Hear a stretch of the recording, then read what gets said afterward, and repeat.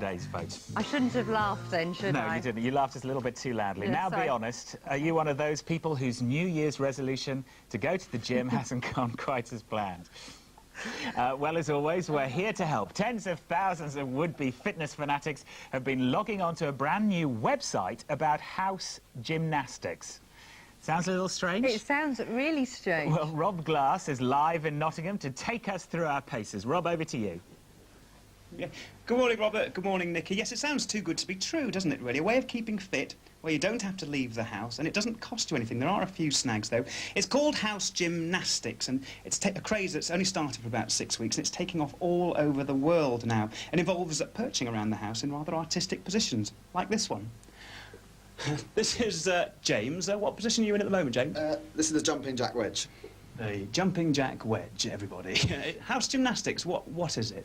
Okay, it's actually an art project that we started up, me and Spencer, and it involves a crossbreed of yoga, breakdancing, climbing and gymnastics in a domestic setting. You do mention this domestic setting, and I can't help but notice over your left shoulder a little bit of work for you to do there. I'll leave you dusting the cobwebs away.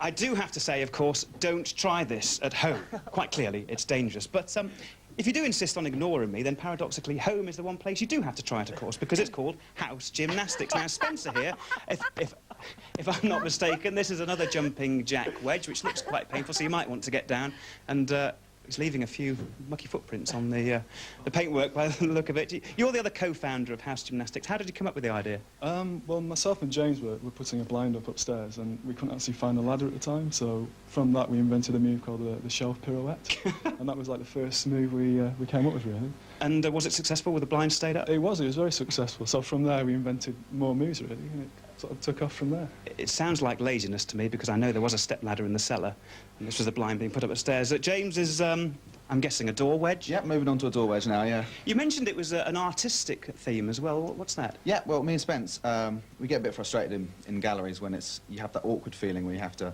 be quiet, and we wanted to create something that people could get involved in, and so we put it on the internet, and it's basically kicked off. And people sending in pictures from the internet, perhaps a little bit like this, the elevated carpet crab, I suspect. Spencer, am I right? That's correct, yeah. And what are the rules about making one of these count? You have to hold it for 3 seconds. Which you've done. That looks very painful. And there's a star. You might as well get down, I think. There's a star rating as well. How does that work?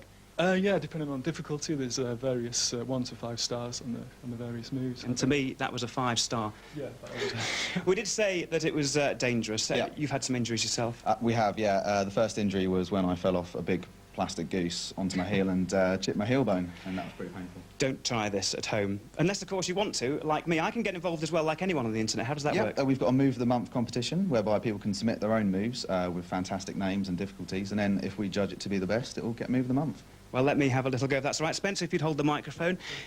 They did say that it's a part technical move, and it's also a part on the name. This is called my chair chicken. I've got to try and hold this for 3 seconds. Oh, and 1, 2... Oh, that didn't count. 1, 2, 3. Robert and Nikki, you might like a try. Thank you. That is a wind-up. That is an absolute wind-up, and we fell for it. No, I mean, that is genuine. There are people doing that. There are loads of people logging onto this website. But can you imagine, hello, honey, I'm home, and they're above you? I thought the chap on the BBC ad was really good. You know, like Spider-Man, when he runs and he flies through the air and everything. But that's something else, isn't it? Nothing on that, is it? Right. Now, this morning we've been asking, does Doctor always know best?